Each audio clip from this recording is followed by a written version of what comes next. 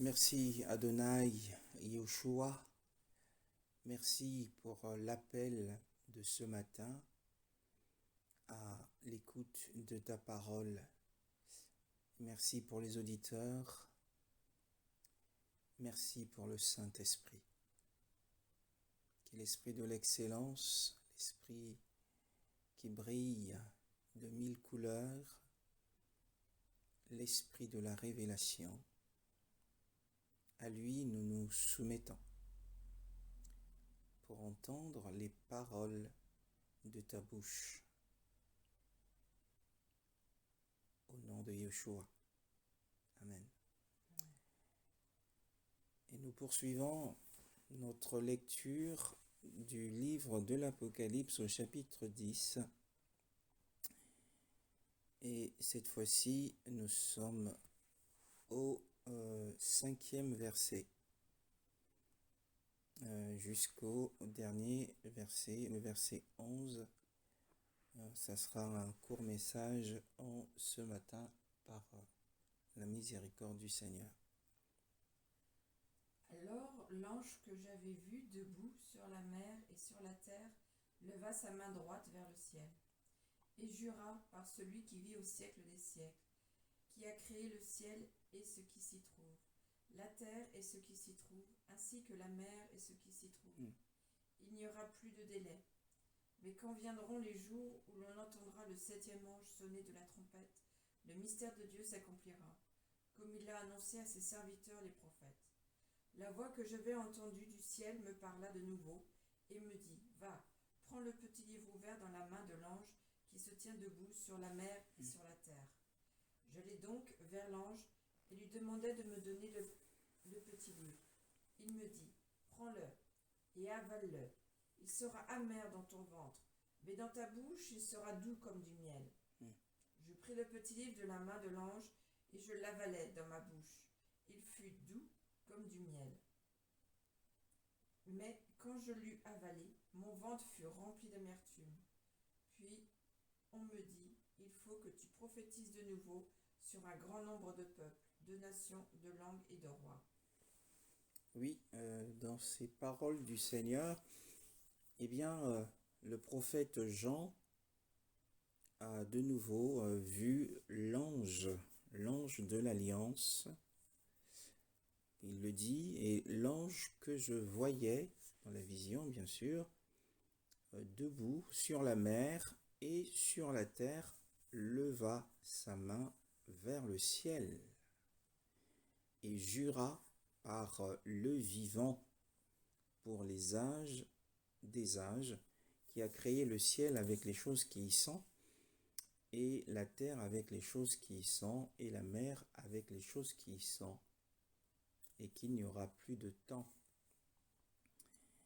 On voit ici l'ange qui est appelé aussi un autre ange au tout début de ce livre. Il est appelé un autre ange, et au verset 5,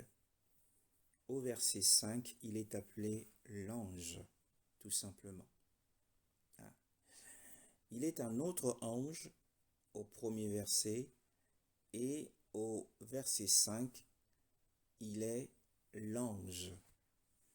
Et parce qu'il est l'ange, alors il ne jure pas par lui-même, mais c'est ici la position du serviteur du trône qu'il prend. Il n'a pas la place du souverain, il n'a pas la place de celui qui est intronisé, mais il a la place du serviteur du trône. Et il vient, comme on l'a vu dans les tout premiers passages, prendre possession de la terre et de la mer au nom de celui qui l'envoie. Il jure. Voyez-vous, par exemple, dans le livre de la Genèse, au chapitre 22, Genèse chapitre 22, nous parle également d'un autre épisode de la parole, verset 16, 15 à 16. Que lisons-nous dans ces passages? L'ange de l'Éternel appela une deuxième fois Abraham depuis le ciel. Il dit, « Je le jure par moi-même, déclaration de l'Éternel, parce que tu as fait cela et que tu n'as pas refusé ton fils unique. Je te bénirai et je multiplierai ta descendance. Elle sera aussi nombreuse que les étoiles du ciel, pareille au sable qui est au bord de la mer. De plus, ta descendance possédera les villes de ses ennemis. Toutes les nations de la terre seront bénies en ta descendance parce que tu m'as obéi. » Voilà. Donc nous voyons ici que l'ange de Yahweh ou l'ange de l'Éternel, selon les versions, c'est dans la Nouvelle Alliance ou dans le livre de l'Apocalypse, ça correspond à un autre ange. Donc ils sont de la même catégorie. Ce n'est autre que Yahweh lui-même. C'est aussi l'ange de l'Alliance. Et dans ce passage, le verset 16 nous dit, et il est dit, je le jure par moi-même. Ah. Donc l'ange de Yahweh n'est autre que Yahweh lui-même. Et tandis que dans ce passage, nous revenons à notre passage à l'étude d'Apocalypse chapitre 10, le verset 5, il est question de l'ange tout simplement. Hein. Il est question de l'ange, mais derrière tout cela, il y a bien Yahushua.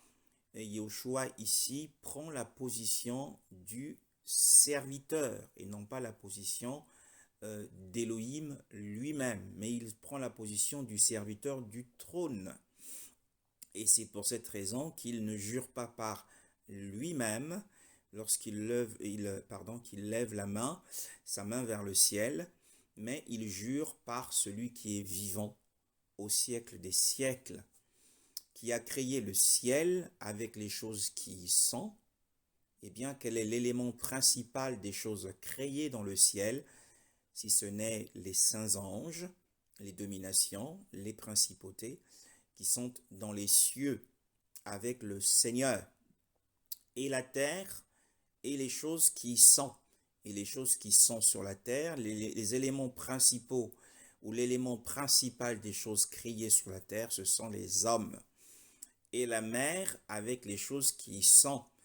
La mer, l'élément principal des choses créées qui sont dans la mer, ce ne sont pas les poissons, mais ce sont les esprits, ce sont les démons, puisque l'abîme se trouve également dans les eaux, et qu'il n'y aura plus de délai, il n'y aura plus de temps de tolérance, il n'y aura plus de retard. Cette parole du Seigneur, qu'il n'y aura plus de retard, il n'y aura plus de temps de tolérance au péché des hommes, à la méchanceté des impies, fait écho, est une réponse à une prière qui a été faite précédemment au chapitre 6. La Bible, au chapitre 6, au 5e sceau, bien-aimé dans le Seigneur, Apocalypse chapitre 6, et le 5e sceau, le 9e et 10e, 11e verset. Quand il ouvrit le 5e sceau, je vis sous l'autel l'âme de ceux qui avaient été mis à mort, à cause de la parole de Dieu et à cause du témoignage qu'ils avaient rendu. Ils crièrent d'une voix forte, « Jusqu'à quand, Maître saint et véritable, tarderas-tu à faire justice et à venger notre sang sur les habitants de la terre ?» Une robe blanche fut donnée à chacun d'eux, et ils reçurent l'ordre de rester en repos un petit moment encore, jusqu'à ce que le nombre de leurs compagnons de service et de leurs frères et sœurs qui devaient être mis à mort comme eux soit au complet. Voilà. Dans ce passage, il est parlé des âmes, c'est-à-dire des âmes désincarnées, hein, qui sont sous l'autel. Et ici, l'autel dont il est fait mention, c'est l'autel des sacrifices, l'autel des holocaustes. Et l'autel des holocaustes, dans le tabernacle, se situait dans le parvis extérieur. Et nous le verrons d'ailleurs au chapitre 11 lors de notre prochaine étude, et bien que le parvis extérieur est, en fait, caractérise ce qui se trouve sur terre. Hein. Donc ce qui signifie qu'ici, les âmes désincarnées des justes se trouvent dans Hadès. L'autel aussi ici signifie la croix, hein, puisque Yahushua, c'est sur la croix qu'il a offert le sacrifice suprême. Donc ils sont sous l'autel, ils sont sous la croix, c'est-à-dire au centre de la terre, et dans le Hadès supérieur, puisque le Hadès inférieur n'est autre que l'abîme ou l'enfer. Nous aurons, eh bien, lorsque le Seigneur nous donnera de l'espace dans cette très très grande étude de l'Apocalypse, nous aurons, eh bien, l'opportunité d'approfondir sur le sujet d'Hadès et de renverser les fondements déséquilibrés qui ont été posés au sujet de cette doctrine qui a été mal comprise dans l'Église dans son ensemble. Et la Bible dit que ces hommes ou ces âmes criaient à grande voix en disant « Jusqu'à quand, Maître, le saint et le véritable, ne juges-tu pas et ne venges-tu pas notre sang sur ceux qui habitent sur la terre? Jusqu'à quand tarderas-tu » Et la réponse, eh bien, dans le serment de l'ange, hein, pas dans le serment d'un autre ange, mais dans le serment de l'ange. Donc nous voyons que Yahushua il a plusieurs facettes. Nous revenons à notre texte, à l'étude.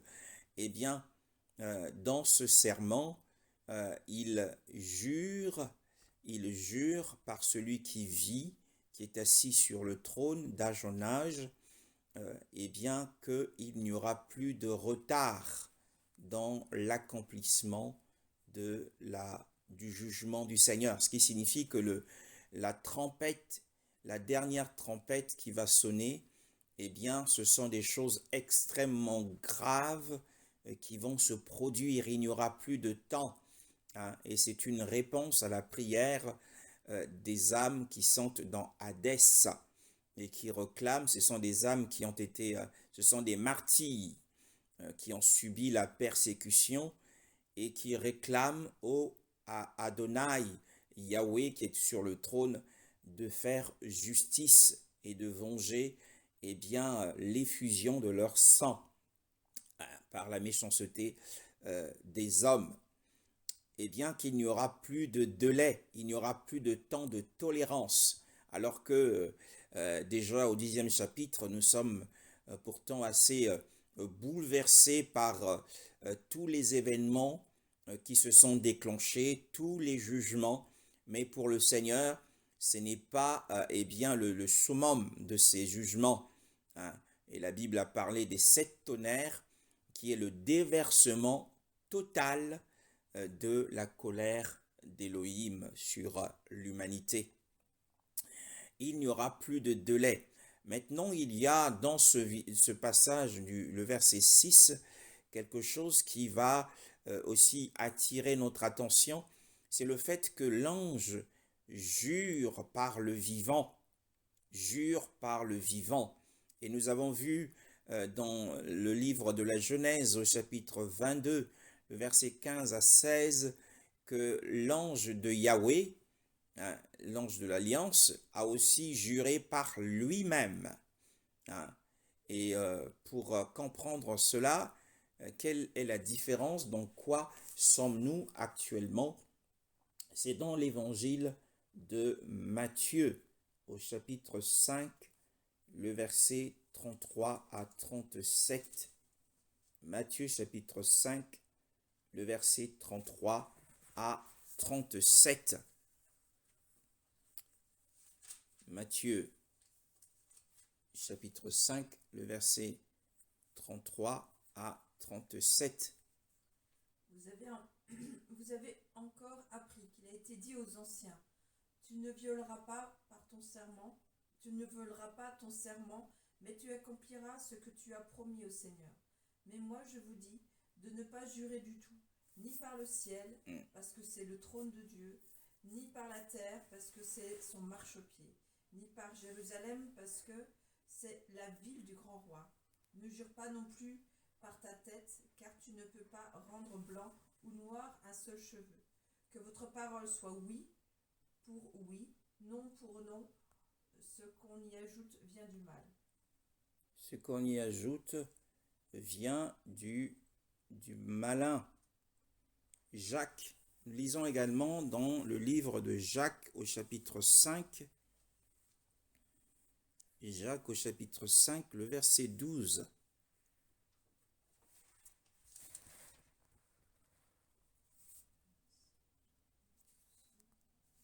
Avant tout, mes frères et sœurs, ne jurez pas, que ce soit par le ciel, par la terre ou par une autre forme de serment, mais que votre oui soit oui, que votre non soit non, afin que vous ne tombiez pas sous le jugement. Voilà. Eh bien, nous voyons ici que le Seigneur, dans ces passages, déjà dans celui de Matthieu, nous allons revenir à celui de Matthieu, le chapitre 5, le verset 33. La Bible dit, vous avez aussi entendu. Et c'est une expression qui revient dans ce chapitre. Vous avez entendu. Le verset 27 vous dit également, vous avez entendu. Vous avez entendu. Le verset 21 dit également, vous avez entendu. Pourquoi est-ce que le Seigneur, dit-il, vous avez entendu qu'il a été dit aux anciens? Vous avez entendu, le verset 27, qu'il a été dit aux anciens, tu ne commettras pas d'adultère. Et là, au verset 33 aussi, il est dit, vous avez entendu qu'il a été dit aux anciens. Le verset 38 aussi, il est dit, vous avez entendu qu'il a été dit. Et pourquoi? Le verset 43, il dit également, vous avez entendu qu'il a été dit. Pourquoi ne leur dit-il pas, vous avez lu qu'il est écrit? Pourtant, lorsqu'il s'adresse à Satan lors de la tentation, il dit bien qu'il est écrit. Mais il ne dit pas ici à ses auditeurs que vous avez lu qu'il est écrit.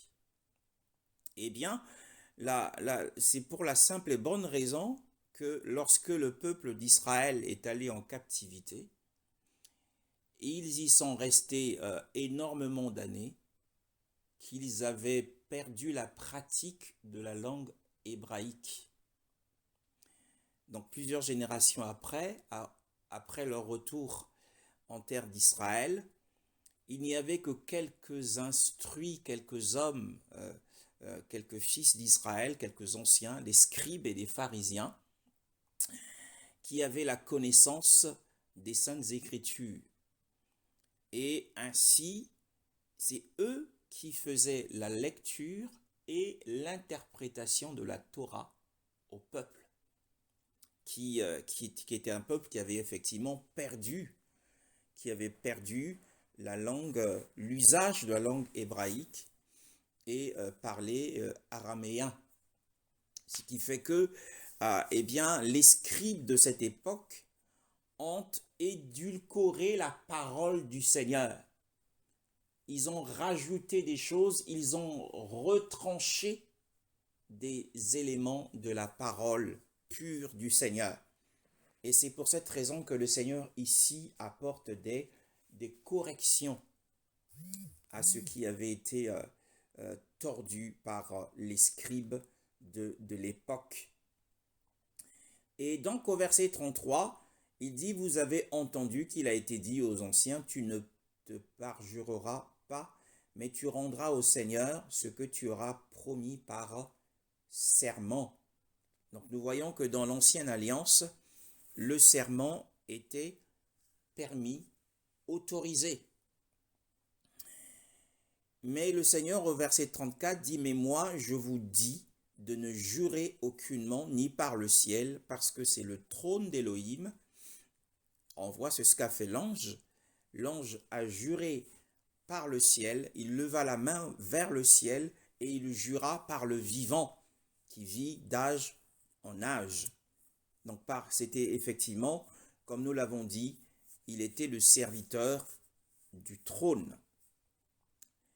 Ni par le ciel parce que c'est le trône d'Élohim, ni par la terre parce que c'est le marchepied de ses pieds, ni par Jérusalem parce que c'est la ville du grand roi. Ne jure pas non plus par ta tête, car tu ne peux rendre blanc ou noir un seul cheveu. Mais que votre parole soit oui et oui, non et non, car ce qui est de plus vient du mauvais. Donc ces interdits, ces restrictions ne concernent que la nouvelle alliance, l'âge de la grâce. Dans l'âge de la grâce, nous n'avons pas le droit de jurer, de faire des serments. Ici, le Seigneur rappelle que c'était le propre de l'âge de la Torah. Et Jacques également nous confirme cela dans son épître que nous avons lu tout à l'heure. Jacques chapitre 5, le verset 12 nous dit, « Mais avant toute chose, mes frères, ne jurez ni par le ciel, ni par la terre, ni par aucun autre serment, mais que votre oui soit oui, et que votre non soit non, afin que vous ne tombiez pas sous le jugement. » Mais lorsque nous revenons à notre texte, à l'étude, nous voyons que l'ange qui venait du ciel a juré il a levé la main vers le ciel et le jura par le vivant pour les âges des âges, qui a créé le ciel avec les choses qui y sont, la terre avec les choses qui y sont, la mer avec les choses qui y sont, qu'il n'y aura plus de délai, il n'y aura plus de retard, il n'y aura plus de temps de tolérance. Eh bien, qu'est-ce que cela laisse entrevoir et entendre? Eh bien, cela laisse entrevoir que nous sommes dans un changement de dispensation. Nous sommes passés de l'âge de la grâce pour un retour à l'âge de la Torah, puisque à l'âge de la grâce, cela n'est pas permis. Yahushua lui-même l'a interdit. Et c'est l'ange ici, c'est Yahushua lui-même. Donc, ce qui signifie ici qu'il a mis de côté l'âge de la grâce. Nous sommes maintenant retournés à l'âge de la Torah ou de la loi. Et le verset 7 nous dit, donc il n'y aura plus de délai, il n'y aura plus de temps de tolérance, plus de temps de patience. Donc la patience ici de Yahweh est épuisée, est épuisée à cause de l'endurcissement du cœur humain qui refuse de se repentir. Mais qu'au jour, ici au jour signifie la période de la voix du 7e ange. C'est pour montrer que eh bien, le jugement qui vient est un jugement des plus sévères. Quand il sera sur le point de sonner de la trompette, alors le mystère d'Élohim s'accomplira. Bien-aimés dans le Seigneur, le mystère d'Élohim s'accomplira, comme il en avait annoncé la bonne nouvelle à ses esclaves, les prophètes.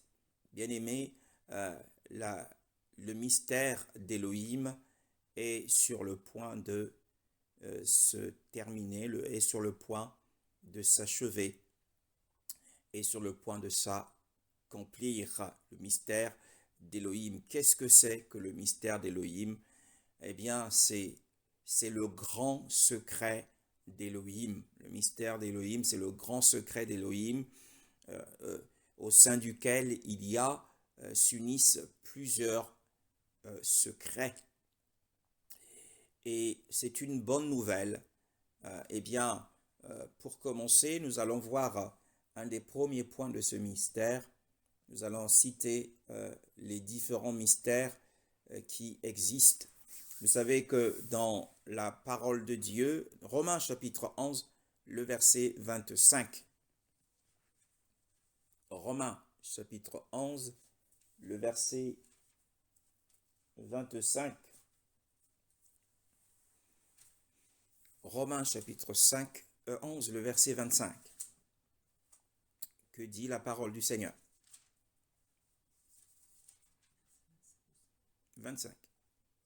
En effet, je ne veux pas, frères et sœurs, que vous ignoriez ce mystère, afin que vous ne vous preniez pas pour des sages. Une partie d'Israël est tombée dans l'endurcissement jusqu'à ce que l'ensemble des non-juifs soient entrés. Oui, eh bien, dans l'ancienne alliance, d'Adam à Moïse, ou d'Adam à Moshe, et de Moshe à la nouvelle alliance par notre Adonai Yehoshua Mashiach, eh bien, tout nous a été révélé. Tout nous a été révélé. Et il sera également la même chose à l'âge de la nation du millénaire. Au cours de cet âge de la nation du millénaire, tout sera dévoilé. Mais entre la venue de Yehoshua Mashiach jusqu'à l'âge du millénaire, tout est un mystère. Et le premier mystère, eh bien, c'est celui-ci, c'est celui de l'endurcissement d'Israël, jusqu'à ce que toute la plénitude des nations soit entrée. C'est un mystère qui a d'ailleurs été annoncé par les prophètes dans l'Ancienne Alliance, dans Ésaïe chapitre 6. Ésaïe chapitre 6 nous parle de ce mystère, le verset 9, jusqu'au verset 13. Ésaïe chapitre 6 nous parle de ce grand mystère. Il a ordonné, va dire à ce peuple, vous aurez beau écouter, vous ne comprendrez pas, vous aurez beau regarder, vous ne saurez pas. Rends insensible le cœur de ce peuple, endurcis ses oreilles et ferme-lui les yeux, pour qu'il ne voie pas de ses yeux, n'entende pas de ses oreilles, ne comprenne pas de son cœur, ne se convertisse pas et ne soit pas guéri. J'ai dit, jusqu'à quand, Seigneur? Et il a répondu, jusqu'à ce que la dévastation ait privé les villes d'habitants et les maisons d'êtres humains, et que le territoire soit dévasté, désertique, jusqu'à ce que du temps. Oui. Mais en fait, oui, ça nous parle de là jusqu'à la grande tribulation. Hein.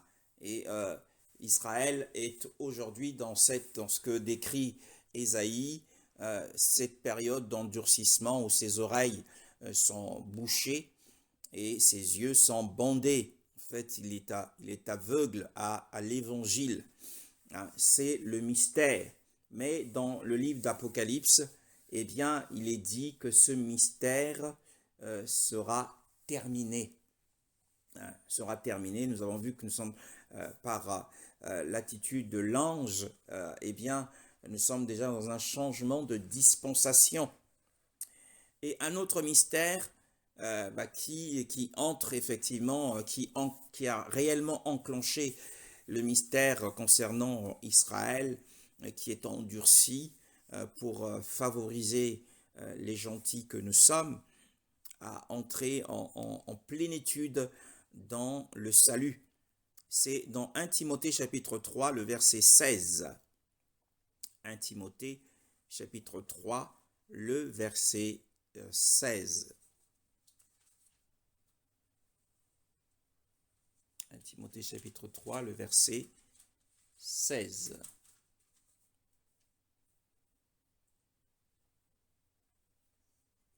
Et tous le reconnaissent, le mystère de la piété est grand. Dieu est apparu comme un homme, sa justice a été révélée par l'Esprit. Il a été vu des anges, proclamé parmi les nations. On a cru en lui dans le monde. Il a été élevé dans la gloire. Voilà. Donc, c'est le mystère de l'incarnation ici dont il est question. Eh bien, et sans contredit, le mystère de la piété est grand. Elohim a été manifesté en chair et la parole s'est faite chair. Hein. C'est le mystère de l'incarnation de Yahushua. Mais il est venu vers les siens et les siens ne l'ont point reçu. Hein. Et ce ministère sera terminé et il se tournera vers les fils d'Israël et ils reconnaîtront, ils verront celui qu'ils ont percé. Et il y a aussi, dans Éphésiens chapitre 3, Éphésiens chapitre 3 nous parle, bien-aimés dans le Seigneur, d'un des plus grands mystères. Éphésiens chapitre 3. Et la parole de Dieu nous le dit, le verset 3. C'est par révélation qu'il m'a fait connaître ce mystère tel que je l'ai décrit en quelques mots. Oui, vas-y. En les lisant, vous pouvez vous rendre compte de la compréhension que j'ai du mystère de Christ. Il n'a pas été porté à la connaissance des hommes, des générations passées, comme il a maintenant été révélé par l'Esprit à ses saints apôtres et prophètes. Ce mystère, c'est que les non-juifs sont co-héritiers des juifs, qu'ils forment un corps avec eux et participent à la même promesse de Dieu en Jésus-Christ par l'Évangile. J'en suis devenu le serviteur conformément au don de la grâce de Dieu qui m'a été accordé en raison de l'efficacité de sa puissance. Voilà, donc nous sommes co-héritiers, nous dit la parole ici. C'est par révélation qui m'a été fait connaître ce mystère, ainsi que je l'écris ci-dessus en peu de mots. Et que les nations sont co-héritières et membres du même corps. Donc le mystère de l'Église, ou en tant que corps du Mashiach, c'est un mystère aujourd'hui révélé à ceux qui sont appelés à intégrer ce corps spirituel qui est le corps du Mashiach. Mais c'est un mystère pour le monde. C'est un mystère pour le monde jusqu'à ce que cela soit terminé et le monde saura effectivement ce qu'était ce mystère lorsqu'il sera publiquement révélé. Dans Éphésiens chapitre 6, il nous parle également au verset 19, il nous parle d'un autre mystère, le verset 19 du chapitre 6 d'Éphésiens. Priez pour moi, afin que lorsque j'ouvre la bouche, la parole me soit donnée pour faire connaître avec assurance le mystère de l'Évangile. Voilà, donc il y a un autre mystère, en dehors du mystère du corps du Mashiach, dans lequel nous sommes actuellement, c'est le mystère de l'Évangile. L'Évangile est un mystère, hein, et beaucoup ne le reçoivent pas parce que justement, ils n'ont pas reçu la révélation du mystère de l'Évangile. Les incrédules de ce monde, dont le Dieu de ce siècle a aveuglé l'intelligence. Hein. Donc l'Évangile est un mystère. Et donc quand l'ange annonce que le mystère d'Élohim s'accomplira, nous sera révélé également les splendeurs de la gloire du Mashiach derrière l'Évangile que nous enseignons, que nous prêchons actuellement. Colossiens chapitre 1, le verset 26, bien-aimés dans le Seigneur.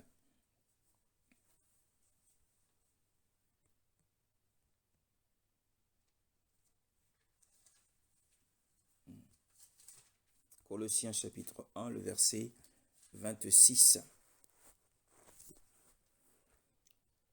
Le mystère caché de tout temps et à toutes les générations, mais révélé maintenant à ses saints. 26 à 27.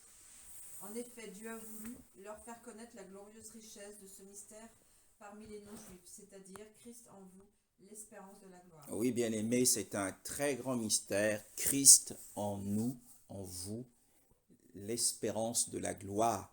Aujourd'hui, nous sommes méprisés. Aujourd'hui, on se moque de nous. Aujourd'hui, nous sommes rejetés, nous ne sommes pas écoutés. On nous prend pour des fanatiques, pour des illuminés. Mais, l'heure viendra où ce mystère prendra fin et l'on verra qui nous sommes. En fait, nous serons révélés tels que, Elohim nous voit. Nous avons vu comment, dans ce mystère, Yahushua lui-même, puisqu'il était méconnu, il était combattu, il a subi une très grande opposition de la part des Juifs. Et il a pris avec lui Pierre, Jacques et Jean, il les a conduits sur une très haute montagne. Et là, il s'est révélé tel qu'il est. Il s'est transfiguré.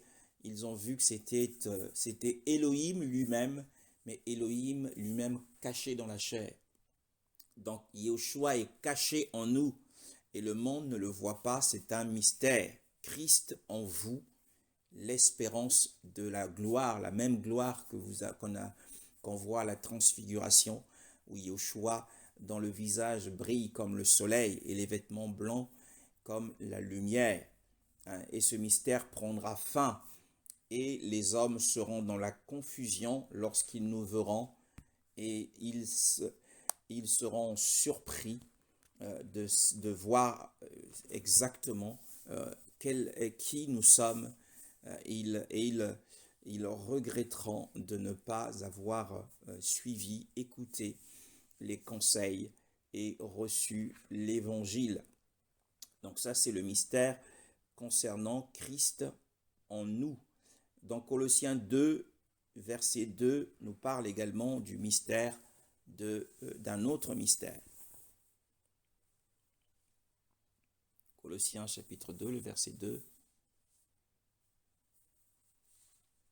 Colossiens chapitre 2, le verset 2. Je combats ainsi afin que, unis dans l'amour, ils soient encouragés dans leur cœur et qu'ils soient enrichis d'une pleine intelligence pour connaître le mystère de Dieu, aussi bien du Père que de Christ. Voilà. Que dire de ce mystère? Eh bien, c'est le mystère du Père, Fils et Saint-Esprit.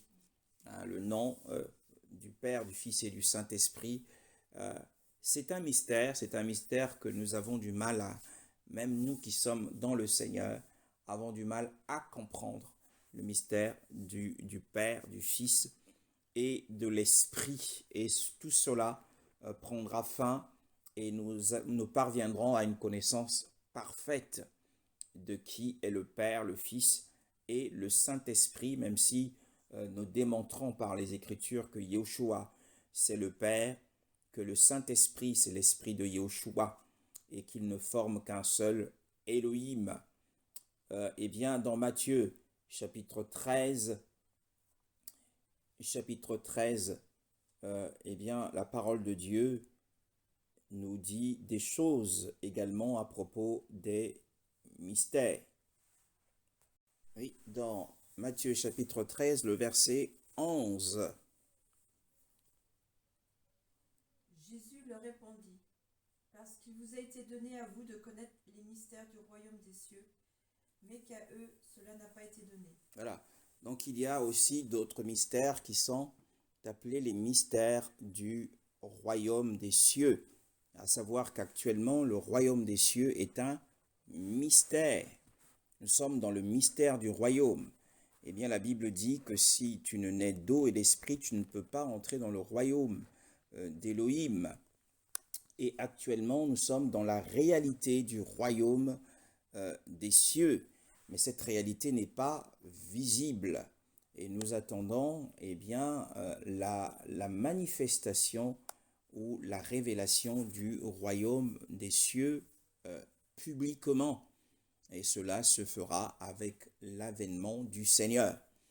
Eh bien, tous ces mystères font partie du grand mystère d'Élohim que le livre d'Apocalypse ici nous annonce au chapitre 10 et au verset 7. Mais qu'au jour, donc dans la période de la voix du 7e ange, quand il sera sur le point de sonner de la trompette, alors le mystère d'Élohim s'accomplira. Donc c'est une bonne nouvelle. C'est une bonne nouvelle. Eh bien, nous serons révélés tels que Élohim nous voit actuellement. Nous serons révélés au monde. Comme la terre entière, ou la terre qui est soumise à la vanité, attend avec un ardent désir la révélation des fils d'Élohim. C'est quand le mystère d'Élohim s'accomplira que cela se fera.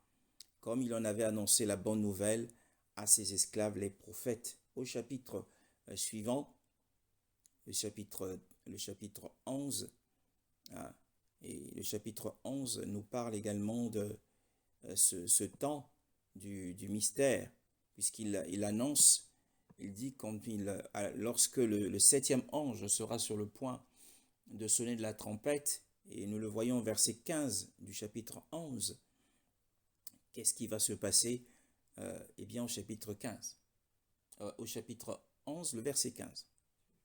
Oui. Le septième ange sonna de la trompette, et des voix fortes retentirent dans le ciel. Elle disait: Le royaume du monde est remis à notre Seigneur et à notre Messie, et il régnera au siècle des siècles. Voilà. Donc c'est la venue du royaume des cieux. Comme nous l'avons dit tout à l'heure, le mystère sera terminé et il y aura la révélation visible du royaume, c'est-à-dire de la nation millénaire. Revenons au chapitre 10 de notre étude. Et eh bien la bonne nouvelle, c'est une bonne nouvelle pour les prophètes, c'est une bonne nouvelle pour les saints. Et le verset 8, « Et la voix que j'avais entendue du ciel me parla encore et me dit, va et prends le petit livre ouvert qui est dans la main de l'ange qui se tient sur la mer et sur la terre. » Donc il a reçu l'ordre de la voix qui venait du trône.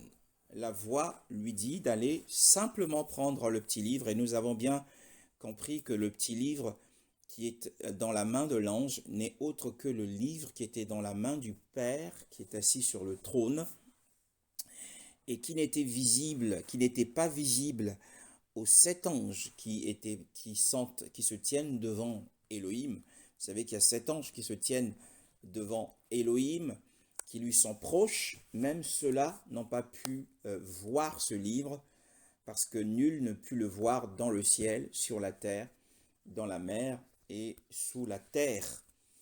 Et nul ne pouvait le lire également et le prendre.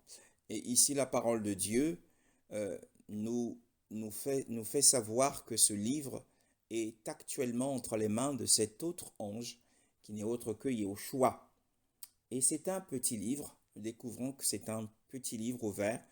Il a été ouvert au fur et à mesure. Que les sceaux ont été brisés.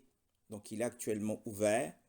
Et dans cette séquence de la parole, bien sûr, et la Bible dit, et j'allai vers l'ange en lui disant, selon l'ordre qu'il a reçu, donne-moi le petit livre. Et il me dit, prends-le et dévore-le. Et il rendra ton ventre amer, mais il sera doux dans ta bouche, comme du miel.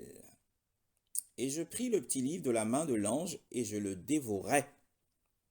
Et il fut dans ma bouche doux comme du miel, et quand je l'eus mangé, mon ventre est devenu amer. Et il me dit, il faut que tu prophétises à nouveau sur beaucoup de peuples, et des nations, et des langues, et des rois. Alors, lorsqu'il a reçu l'ordre divin, c'était de se rapprocher de l'ange et de prendre le livre. Et quand il arrive auprès de l'ange rajoute un autre ordre qu'il n'avait pas reçu au départ. L'ange lui dit, prends-le et dévore-le, ce qui ne lui avait pas été dit au départ. Et il rendra ton ventre amer, mais il sera doux dans ta bouche comme du miel. Alors que signifie prendre le livre et le dévorer? Ézéchiel au chapitre 3, Ézéchiel chapitre 3, le verset 10. Ézéchiel au chapitre 3, le verset 10. Que signifie prendre le livre et le dévorer? Il m'a dit, Fils de l'homme, que ton cœur accepte et que tes oreilles écoutent toutes les paroles que je te dirai. Voilà. Dans ma version, il me dit, fils d'humain, reçois dans ton cœur et écoute de tes oreilles toutes les paroles que je te dirai. Voilà. Eh bien, prendre le livre et le dévorer signifie recevoir avec foi la parole du Seigneur. C'est recevoir la révélation de la parole, recevoir le contenu du livre, qui n'est autre que la parole de la révélation que l'on reçoit avec foi. Bien-aimé dans le Seigneur, le Seigneur a dit à Satan, l'homme ne vivra pas de pain seulement, mais de toute parole qui sort de la bouche d'Élohim. Lorsque tu reçois la parole du Seigneur avec foi dans ton cœur, puisque le cœur, c'est le siège de la foi, et que tu écoutes avec tes oreilles, la foi vient de ce que l'on entend vient de la parole du Seigneur, de la parole du Mashiach. Et lorsque tu écoutes avec tes oreilles et que tu reçois dans ton cœur avec foi la parole de la révélation, eh bien, d'après les Écritures, tu es en train de dévorer la parole du Seigneur. Tu es en train de recevoir la révélation du Seigneur. Donc en réalité, le prophète Jean se trouvant sur terre, à ce moment-là, nous revenons à notre texte d'étude, il se trouvait sur terre à ce moment-là, eh bien, alors que ce livre était progressivement ouvert dans les cieux, à mesure que les sceaux étaient brisés, et qui rendait les choses eh bien, révélées à ceux qui habitent les cieux, parce qu'ils ne le savaient pas. La Bible dit que nul ne put voir, nul ne put lire, et nul ne put le prendre, jusqu'à ce que, eh bien, que l'agneau soit venu, l'agneau qui fut immolé fut venu, et le prit de la main de celui qui est assis sur le trône.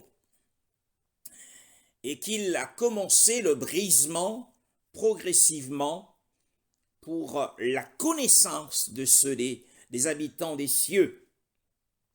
Mais Jean se trouve à ce moment sur terre et le livre lui est donné parce qu'il est sur terre.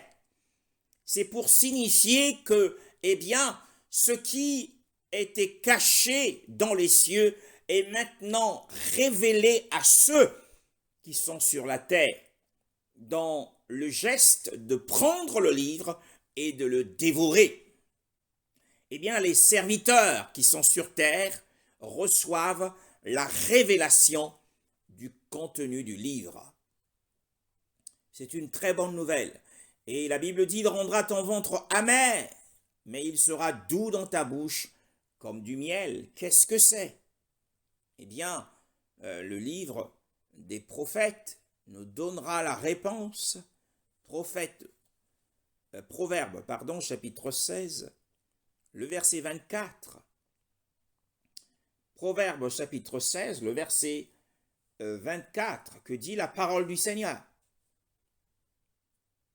Les paroles agréables sont un rayon de miel. Elles sont douces pour l'âme et porteuses de guérison pour le corps. Oui, c'est des paroles agréables, des communications joyeuses.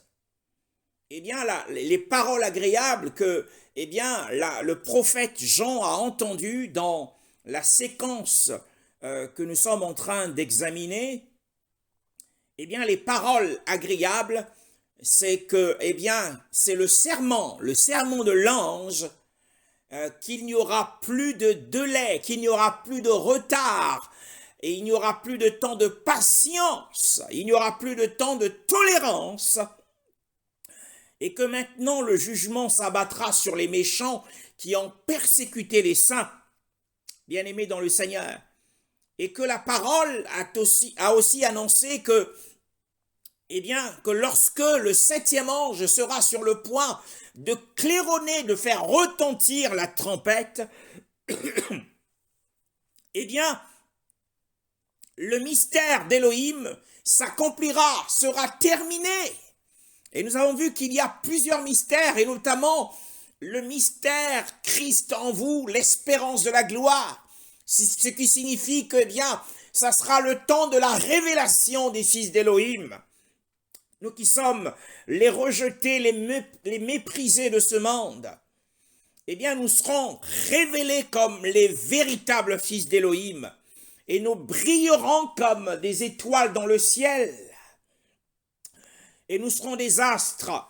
Et pour les victorieux qui feront partie de la résurrection bénie et sainte, qui est la première résurrection, eh bien, ils régneront avec le Mashiach, puisque le chapitre 11, le verset 15, au son du septième ange, le royaume de ce monde fut transféré au Mashiach, et qui était devenu le royaume du Mashiach pour le règne de 1000 ans. Bien-aimés dans le Seigneur. Ici, les paroles agréables, ce sont ces paroles-là. Et il y a aussi le psaume 119, le verset 103. Le psaume 119. Le psaume 119, le verset 103. Que tes paroles sont douces pour mon palais. Elles sont plus douces que le miel à ma bouche. Voilà. Ce sont les paroles, les bonnes paroles, les paroles de la promesse. Puisque l'ange dit, eh bien, lorsque le septième ange sera sur le point de claironner la trompette, le mystère d'Élohim s'accomplira. Les paroles, toutes les paroles de promesse que le Seigneur te donne, mon frère, ce sont des paroles douces. Les promesses qui nous sont faites par le Seigneur sont des paroles douces, sont des communications joyeuses. Et par contre, le Seigneur lui dit, eh bien, nous revenons à notre texte, il lui dit, eh bien, il rendra ton ventre amer, mais il sera doux dans ta bouche comme du miel. Il rendra ton ventre amer. Et dans un cas parallèle, celui d'Ézéchiel, il en est ainsi. Ézéchiel, prophète Ézéchiel, au chapitre 2, le verset 9 à 10, 8 jusqu'à 10. Ézéchiel, chapitre 2, le verset 8 à 10. Quant à toi, fils de l'homme, écoute ce que je vais te dire. Ne te montre pas rebelle comme cette communauté de rebelles. Ouvre ta bouche et mange ce que je vais te donner. J'ai regardé et j'ai vu qu'une main était tendue vers moi. Elle tenait un livre. Il l'a déroulé devant moi, écrit des deux côtés. Il contenait des complaintes, des lamentations et des gémissements. Voilà. Il le déploya devant moi, il lui dit, ouvre ta bouche et mange. Il le déploya devant moi, il est écrit devant et derrière, il y était écrit des chants funèbres, des gémissements et des lamentations. Il sera amer dans ton ventre. Et il y eut cette histoire de la parole de Dieu dans le livre de Ruth, chapitre 1, et le verset 20. Ruth, chapitre 1, le verset 20, 18 à 21, 19 à 21. Ruth, chapitre 1, 19 à 21.